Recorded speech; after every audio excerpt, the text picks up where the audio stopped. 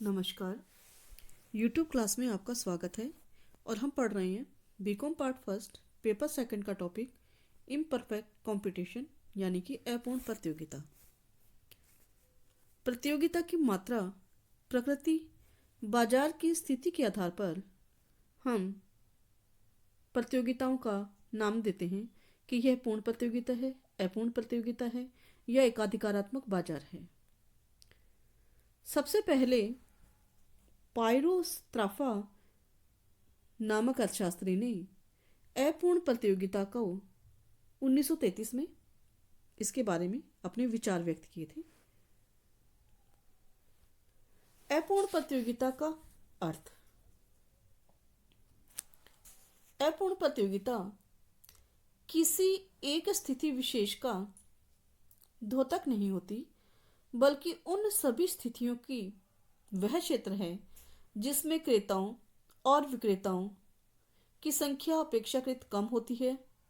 प्रत्येक विक्रेता का बाजार की पूर्ति पर प्रभावी नियंत्रण होने से वह बाजार के मूल्यों को प्रभावित कर सकता है। बाजार में क्रेताओं और विक्रेताओं को बाजार का पूर्ण ज्ञान नहीं होता है। समरूप या लगभग समरूप वस्तुओं में भेद करने से वस्तुओं को बाजार में अलग अलग मूल्यों पर बेचा जा सकता है। यानी कि बाजार की वह स्थिति जिनमें पूर्ण प्रतियोगिता की दशाओं में से किसी भी दशा का अभाव होता है और न पूर्ण एकाधिकार की स्थिति होती है। क्योंकि वास्तविक जीवन में न तो पूर्ण प्रतियोगिता दिखाई देती है और न ही पूर्ण एकाधिकार की स्थिति होती है। ये दोनों ही ऐसी स्थितियां होती हैं जिनमें प्रतिस्पर्धा एक में तो बहुत ज़्यादा होती है, लेकिन जहां हम एकाधिकार की बात करते हैं वहां प्रतिस्पर्धा का अभाव होता है। अपूर्ण प्रतियोगिता जो है उसमें इस तरह की स्थिति नहीं होती है। अपूर्ण प्रतियोगिता की विशेषताएं।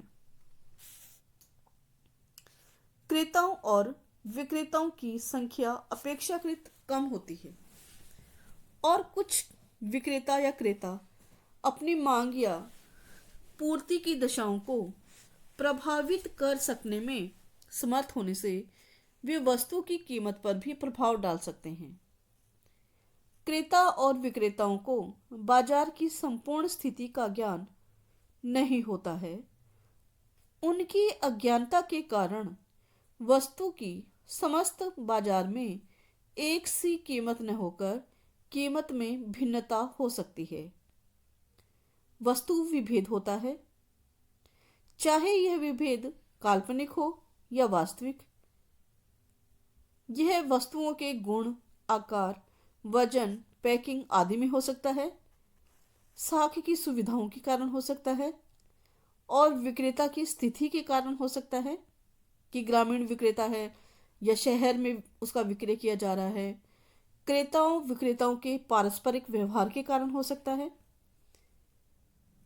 विज्ञापन या प्रचार द्वारा किसी वस्तु विशेष के बारे में दूसरों की तुलना में अपनी वस्तु को श्रेष्ठ बताकर भी वस्तु विभेद किया जा सकता है। अलग अलग ट्रेडमार्क होंगे या लेबल अलग लगा दिया या ब्रांड अलग हो गई और इस आधार पे वस्तु विभेद किया जा सकता है। यातायात व्यय का ऊंचा होना। क्रेताओं और विक्रेताओं में समीपता का जब अभाव होता है तो यातायात व्यय भी ऊंचे होते हैं। विक्रेताओं और क्रेताओं में सुस्ती, लापरवाही अथवा व्यक्तिगत वरीयता के कारण भी अपूर्ण प्रतियोगिता पाई जाती है। अपूर्ण प्रतियोगिता के प्रकार। अपूर्ण प्रतियोगिता 3 तरह से बाजार में पाई जाती है। एकाधिकारात्मक प्रतियोगिता, द्रव्याधिकारात्मक प्रतियोगिता और अल्प विक्रेता अधिकार या अल्पाधिकार प्रतियोगिता। एकाधिकारी प्रतियोगिता। एकाधिकारी प्रतियोगिता के विचार को सबसे पहले प्रोफेसर चैम्बरलिन ने प्रस्तुत किया था। उनके अनुसार व्यवहारिक जीवन में न तो पूर्ण प्रतियोगिता होती है और न ही विशुद्ध एकाधिकार प्रतियोगिता, बल्कि इन दोनों के मध्य की स्थिति होती है। अतः एकाधिकारी प्रतियोगिता अपूर्ण प्रतियोगिता की वह प्रमुख स्थिति होती है जिसमें से कुछ तत्व तो पूर्ण प्रतियोगिता के होते हैं और कुछ तत्व एकाधिकार प्रतियोगिता के होते हैं। क्रेताओं और विक्रेताओं में प्रतिस्पर्धा होते हुए भी वे पूर्ण नहीं होते हैं। वस्तुओं में लगभग समानता होते हुए भी वे एक दूसरे के पूर्ण स्थानापन्न नहीं होते हैं। वस्तुओं में क्रेताओं और विक्रेताओं के अंदर किसी वस्तु विशेष के प्रति लगाव होता है। बाजार में विक्रेता अपनी समान वस्तुओं के भिन्न भिन्न मूल्य प्राप्त करने में सफल होते हैं। जैसा कि हमने पहले भी चर्चा करी कि ये विभेद वास्तविक भी हो सकता है और काल्पनिक भी हो सकता है।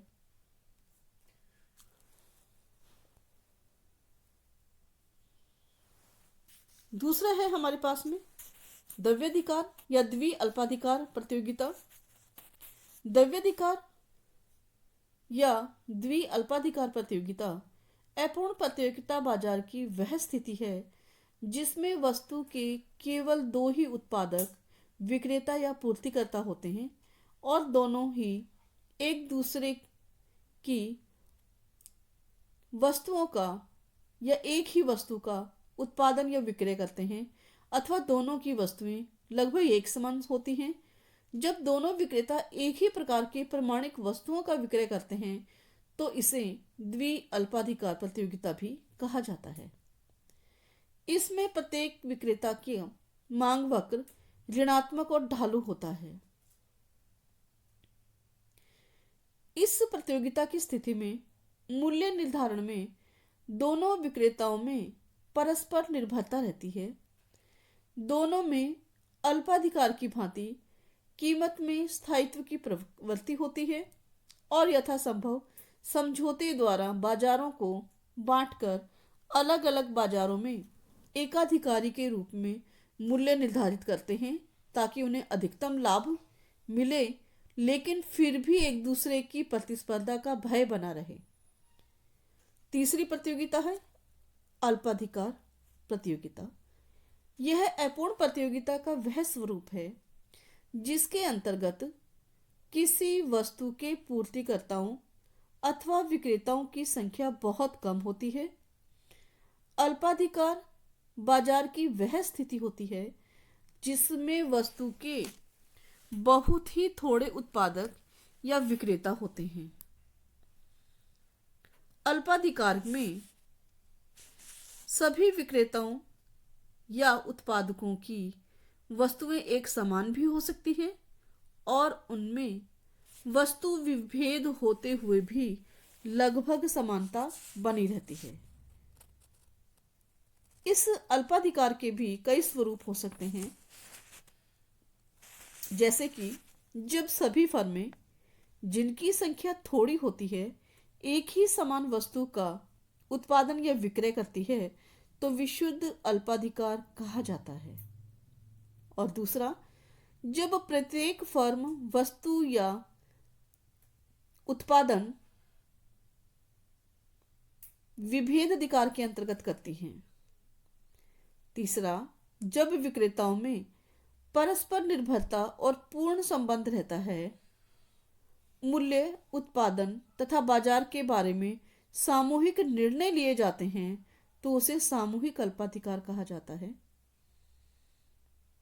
एक कंडीशन और होती है जिसमें जब थोड़े विक्रेताओं के मध्य भी पारस्परिक संबंध या निर्भरता कम रहती है तो इस स्थिति को आंशिक अल्पाधिकार कहा जाता है। और अंतिम स्थिति होती है पूर्ण अल्पाधिकार की वह स्थिति जिसमें सभी विक्रेताओं में पारस्परिक समझौते के आधार पर पूर्ण संबंध रहता है। इन सभी विभिन्न स्थितियों में वस्तु की कीमत तथा उत्पादन की मात्रा का निर्धारण अलग अलग होता है।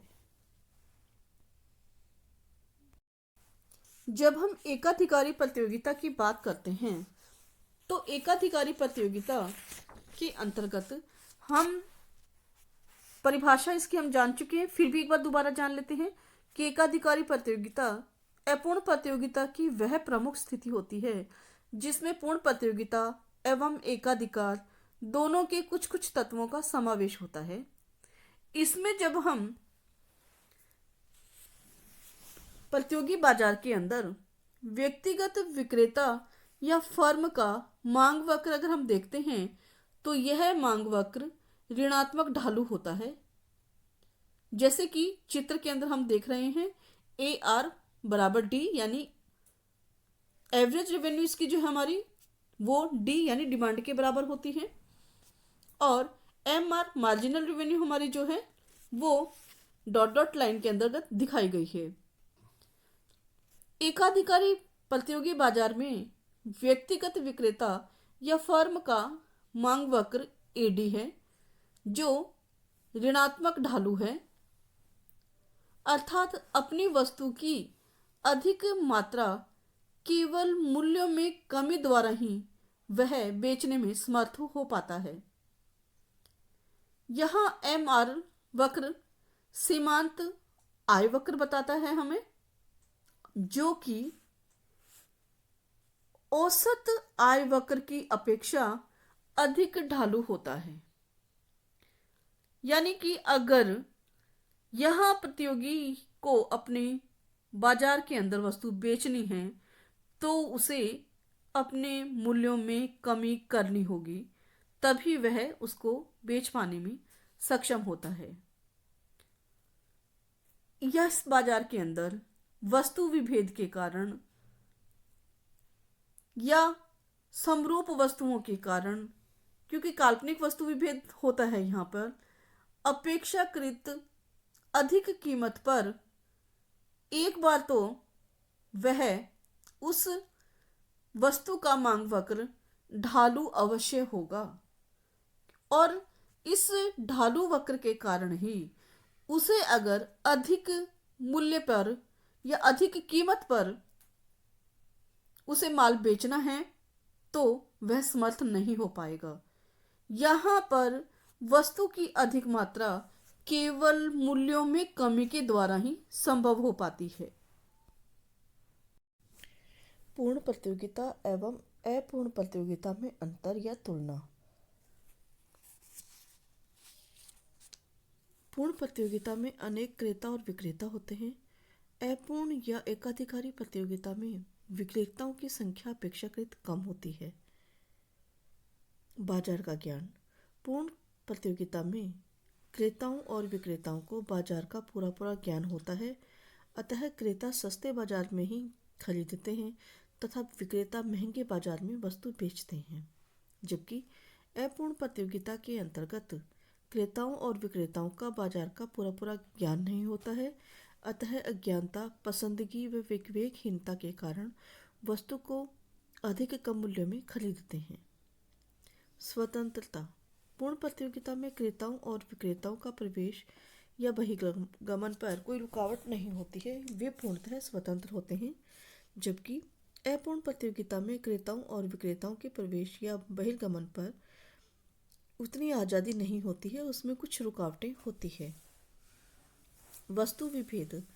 पूर्ण प्रतियोगिता में सभी उत्पादक समान या समरूप वस्तुओं का उत्पादन विक्रय करते हैं, वस्तु विभेद नहीं होता है। अपूर्ण प्रतियोगिता में वस्तु विभेद होता है, चाहे वह काल्पनिक ही क्यों न हो। उत्पादन साधनों की गतिशीलता। पूर्ण प्रतियोगिता में उत्पादन के साधनों में पूर्ण गतिशीलता होती है, अपूर्ण प्रतियोगिता में साधनों की गतिशीलता का अभाव पाया जाता है।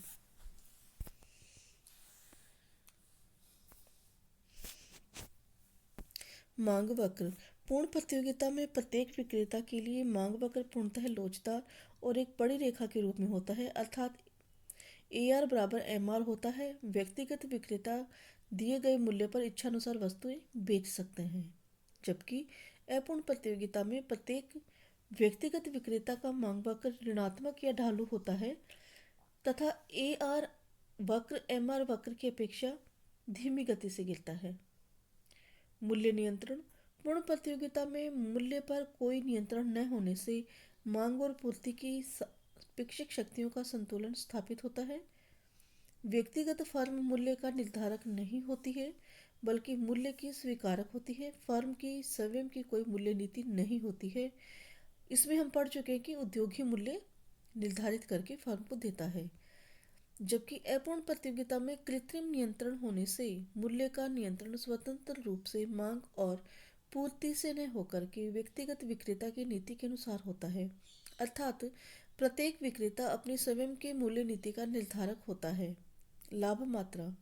पूर्ण प्रतियोगिता में केवल सामान्य लाभ ही प्राप्त होता है। अपूर्ण प्रतियोगिता में अल्पकाल में सामान्यतया अतिरिक्त लाभ मिलता है, पर दीर्घकाल में केवल सामान्य लाभ ही मिलता है। साम्य। पूर्ण प्रतियोगिता में अपूर्ण प्रतियोगिता की अपेक्षा मूल्य नीचे और उत्पादन अधिक होता है, जबकि अपूर्ण प्रतियोगिता में मूल्य पूर्ण प्रतियोगिता की अपेक्षा ऊंचे तथा उत्पादन कम रहता है। मूल्य। पूर्ण प्रतियोगिता में समरूप वस्तुओं की समस्त बाजार में एक ही मूल्य रहता है, जबकि अपूर्ण प्रतियोगिता में समरूप या लगभग समरूप वस्तु के भी भिन्न भिन्न मूल्य रहते हैं।